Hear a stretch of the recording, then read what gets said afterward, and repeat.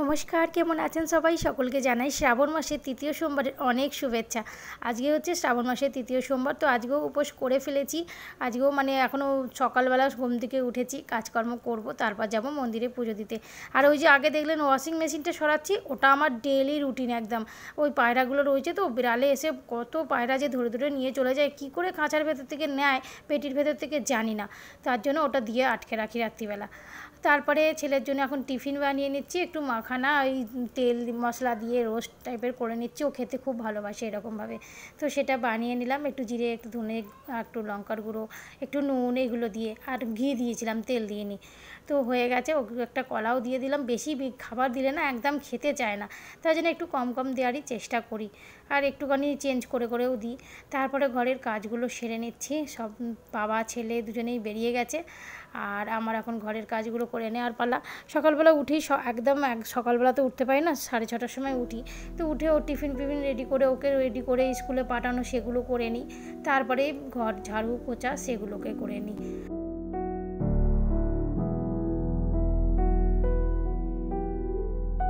সময় যখন খারাপ যায় না, সব দিক দিয়েই সময় খারাপ যায়।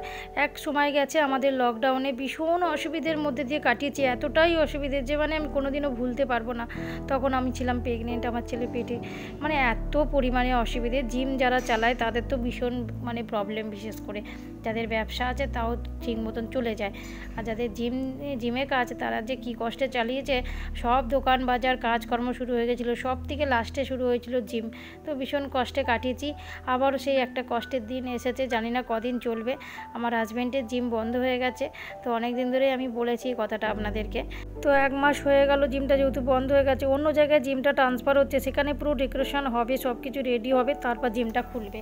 তো সেই কারণে অনেকটাই অসুবিধায় পড়ে গেছে। আর অন্য জিমেও জয়েন করতে পারবে না, কারণ এই জিমে যেহেতু মালিককে এই জিমে আসলে ও ছাড়তে চাইছে না, কারণ এই জিমে ও একা থাকে, তো নিজের মতন করে সব দিক দিয়ে অনেক দিকের সুবিধা থাকে, সেই কারণে। আর অন্য জিমে অনেক বেশি ট্রেনার আছে, সাথে ওর প্রবলেম হয়ে যায় একটুখানি, আরও অনেক কিছুর প্রবলেম থাকে, যেটা ওই জানে কি।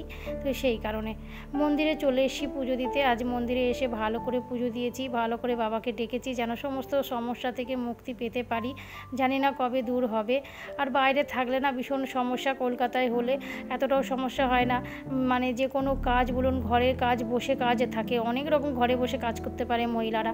আর বাইরে সেরকম ঘরে বসে কাজ করার মতন কিছুই নেই। সেলাইটা আমি শিখেছিলাম, কিন্তু দুঃখের বিষয় আমি সেলাইটাও এখানে করতে পারছি না। আমার যেহেতু মেশিন নেই এখন আমার কাছে, মেশিন খারাপ হয়ে গেছে, তার মধ্যে আমার ছেলেটাও ছোট বলে আমি বন্ধ করে দিয়েছিলাম, সেই জন্য। তো বাবার কাছে এসে সবার জন্যই প্রার্থনা করলাম, পৃথিবীর সকলের মানুষকে যেন বাবা সুস্থ রাখে, ভালো রাখে, সকলকে ভালো রাখুক এই চাই, আর আমার পরিবারকেও যেন ভালো রাখে। তারপরে মন্দির থেকে এসে আমি চা বানিয়ে নিয়েছি একটুখানি। ও একটুখানি বেরোবে, আজকে কোর্টে যাবে, কোর্টে কাজ আছে। কারণ হচ্ছে আমাদের পায়েল আমার জায়ের মেয়েটাকে যে খুন করে দিয়েছিল, সেই কেসটা যেহেতু কোর্টে চলছে, তো ওই মাসে মাসে হাজিরা দিতে হয়, যেতে হয়। তো আজকে ওই জন্য ও যাবে। চাটা খেয়ে নিয়ে রান্নাবান্না করে ছেলেকে স্কুল থেকে নিয়ে এসে খাইয়ে দিয়েছি, আমি একটু সাবু মাখা খেয়ে নিচ্ছি। তারপর রাত্রিবেলা আজকে একটুখানি সামা চালের ভাত বানাচ্ছি। কি সুন্দর হয়েছিল খেতে, সত্যি বলছি, যারা খান আপনারা সবাই জানেন। আমি এই প্রথমবার খেলাম, ভীষণ ভালো হয়েছে। পটল ভাতে আর আলু ভাতে দিয়েছিলাম, ঘি দিলাম, লঙ্কা দিয়ে, ভীষণ ভালো লাগলো খেতে। তার মধ্যে একটু পাঁপড় ভেজে নিয়েছিলাম। আজকের ভিডিওটা তাহলে এখানেই শেষ করলাম।